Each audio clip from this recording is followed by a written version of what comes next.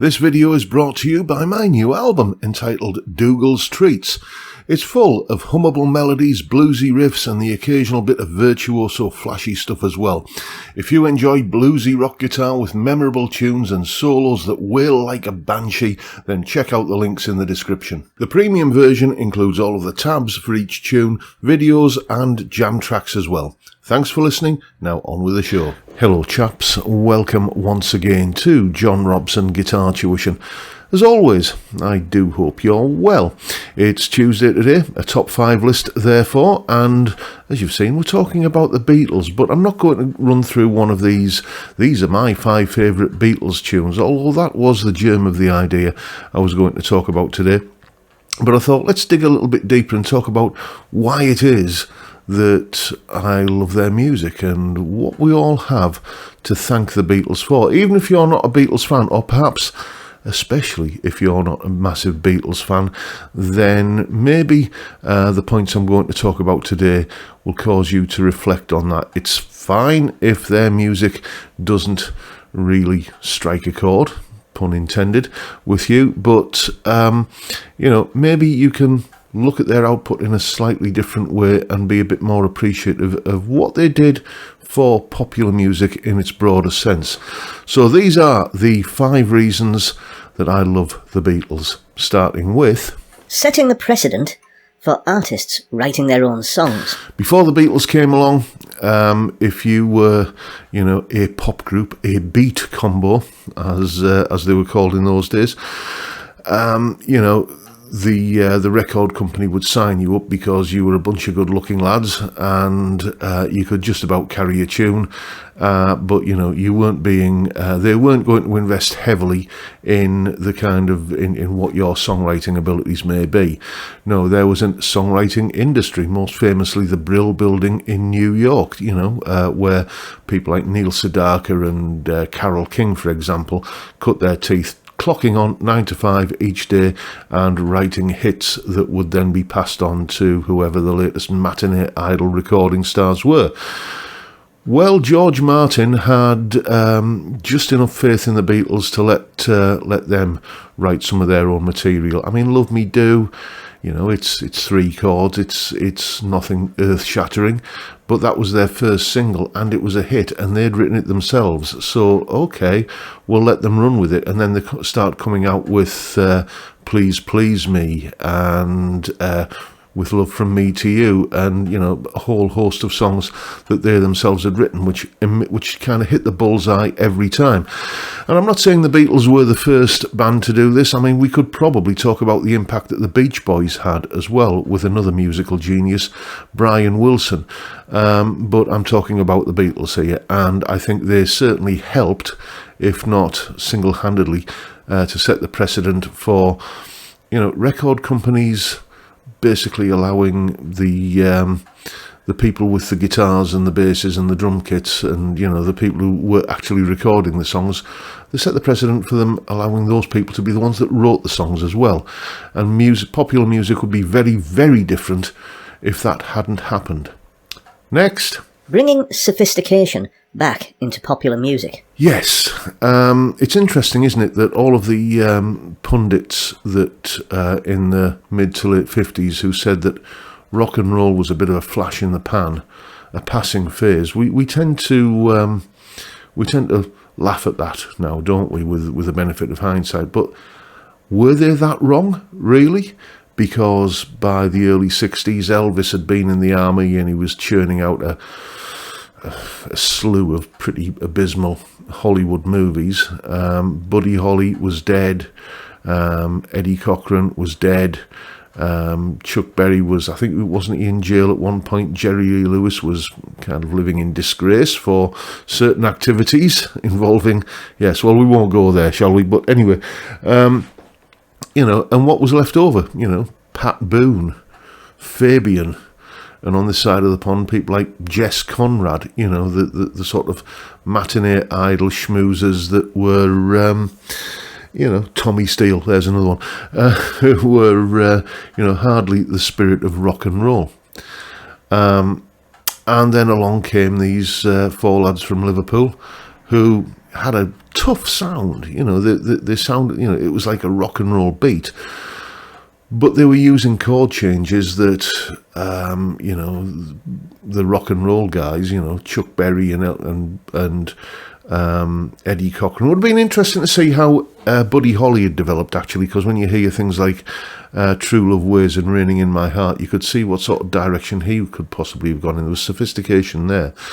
But, you know, tragic circumstances intervened, and it was left to the Beatles. And what they did was, you know, they'd been playing for 8 hours at a time on stage in Hamburg, and they were, you know, they'd had to learn everything from Broadway show tunes to country songs to what was in the top 40 at the moment, and some rock and roll as well, just to have enough material.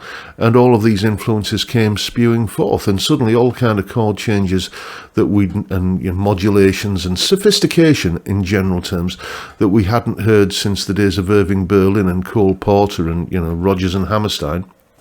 Suddenly that was all back in vogue again in popular music. And again, we could talk about the impact of Brian Wilson and the Beach Boys. Maybe I'll do another video on that topic. But as I say, we're talking about the Beatles here. The Beatles brought that back, that sort of sophisticated romantic songwriting tradition, and made it popular again.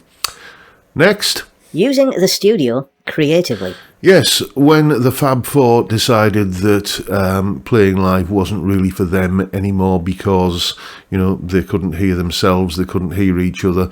It was just a cacophonous wall of, you know, kind of adolescent girls screaming. They thought, right, well, let's go into the studio, let's squirrel ourselves away and, you know, kind of see what we can do in the studio. And, you know, the famous stories about you know, John Lennon asking George Martin to make it sound like he was the Dalai Lama singing from a mountaintop, and, you know, the innovations that the not just the Beatles but the people who worked on them on their music. I can't remember the guy's name, but certainly auto double tracking was an innovation that which something I use all the time. I'm probably going to be talking about that in the video that went out yesterday that goes out to, no, I forget where I am. I'm probably going to be talking about auto double tracking in the video that's going to go out tomorrow when I'm talking about home recording. That's a Beatles innovation. The use of speeded up tape and stuff. I mean, Les Paul was doing this, I guess, before them, but, you know, it wasn't necessarily a mainstream thing. Les Paul was this mad inventor in many ways, and many of his things were seen as just that kooky Les Paul thing, but where the Beatles would end up making it more mainstream, and everybody started doing it. Not really having to give a hoot about whether or not they could reproduce this live was, you know, a big creative force, I think. And, you know, that there's no way that a song like Being for the Benefit of Mr. Kite was ever intended to be played live. And, you know, it allowed them to use the studio as a creative tool rather than just a method of catching a snapshot of a live performance. And, you know, how many bands these days don't use the studio in that creative way? And without the Beatles, arguably, it wouldn't be so commonplace. Next. Use of unusual instruments. Yes, kind of tied in with the last point, really. You know, I think it was Paul McCartney who'd seen a TV show where there was a performance of one of Bach's Brandenburg concertos, and you know, he loved the sound of the piccolo trumpet on that, and yeah, that was how Penny Lane ended up with a piccolo trumpet solo. Again, going back to sophistication, Penny Lane is just, you just think of it as this charming little pop song with a catchy melody that reflects Paul McCartney's childhood reminiscences, but it's a ridiculously sophisticated song. There's key changes and modulations all over the place, and they all serve a purpose. It's not just kind of look at the complexity that I can do. Look how listen how complicated I can write. They're all there to serve a purpose. But anyway, back to the instrumentation. I mean, obviously there was George's infatuation with the sitar, Within You, Without You, and Norwegian Wood, two that spring immediately to mind, and the early use of the mellotron.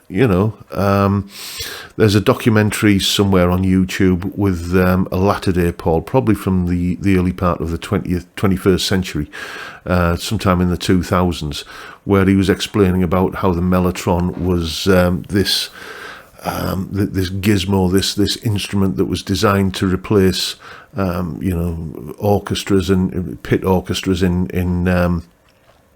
in theatres and stuff, and they use it in a completely different way. It's basically, if you don't know what a mellotron is, listen to the beginning of Strawberry Fields Forever, that sort of slightly ethereal sound there. It's a very, very, very early form of sampler uses tape loops. And I think they were notoriously unreliable on the road, but that didn't matter to the Beatles at that point. But it was they were innovating using instruments that hadn't necessarily been used in rock before. I mean, Yesterday, the string quartet on Yesterday. Name another song from like a popular pop music song from pre-Yesterday, from before that song came out, that had a string quartet accompaniment. I can't think of any. Maybe there are, but certainly it became, that song became like the standard bearer for that kind of instrumentation and orchestration. So yeah, the use of, in inverted commas, unusual instruments. Next. Making the album more than just a compilation of singles. Yes, I mean, my parents, who grew up before the Beatles, my parents were part of the sort of big band, the end of the big band kind of Glenn Miller sort of era, going into the rock and roll era. So they were, part of that generation and the rock and roll generation itself. You didn't talk about albums in those days. You talked about, I'm going to get the latest LP by whoever was piquing your interest at the time. An LP, a long play. It was essentially just a way of buying up all of the singles and B-sides that had tickled the hit parade, as it was called in those days. The idea of making an album, which was an artistic statement in its own right, a collection of tunes that was somehow thematically linked. I guess, you kind of on the either uphill or downhill, depending how you see it, slope towards the idea of a concept album at this time. And, the Beatles, Sgt. Pepper, was that the first concept album? Again, we could talk about the Beach Boys and Pet Sounds, I suppose. But they were certainly amongst that movement, leading figures in that movement, I would say, that made, the idea of the album being more than just kind of harnessing and bundling together all of the B-sides and filler tracks and hit singles that had been recorded in the last year or so by the artist concerned. It was more a statement of, okay, we're going to craft this. The running order matters, the artwork matters, all of those kind of things. I think we can certainly give a lot of thanks, if not sole thanks, to John, Paul, George and Ringo and the team around them. So there you go. Those are the 5 reasons why I love the Beatles, and why I think whether or not you're a Beatles fan, then whoever you do enjoy listening to, whoever's music does float your boat, there's probably at least 1 or 2, if not more, things on that list that the artists and singers and bands that you do listen to owe a debt of gratitude to the Beatles for. So there you go. Let me know what your thoughts are down in the comments. Have I just been sat here for the past however long it is, blithering absolute nonsense like the blithering idiot that many people think I am? Or do you agree with me? Do you think I've missed any things off the list? Or do you think I'm wrong on any of these? As I say, the comment section is where to vent your spleen, and I'm sure you will. You've never let me down in the past. But that is it for today, folks. Hope you've enjoyed the video and found it entertaining in some small way. And if that's the case, please hit the subscribe button and the notification bell if you haven't already done so. And why not drop me a like as well while you're at it. And don't forget the live stream every Friday, 5 p.m. UK time, where we drink beer and we chat. Basically, that's what it amounts to. It's not very much to describe, is it? But it's a great way to kick off the weekend, and I'd love to see you there if you can make it. But for now, I'll bid you all a good day and say thank you so much for watching. Thank you for your time. Look after yourselves, folks. Stay well, stay safe, and above all, stay sane. Bye for now.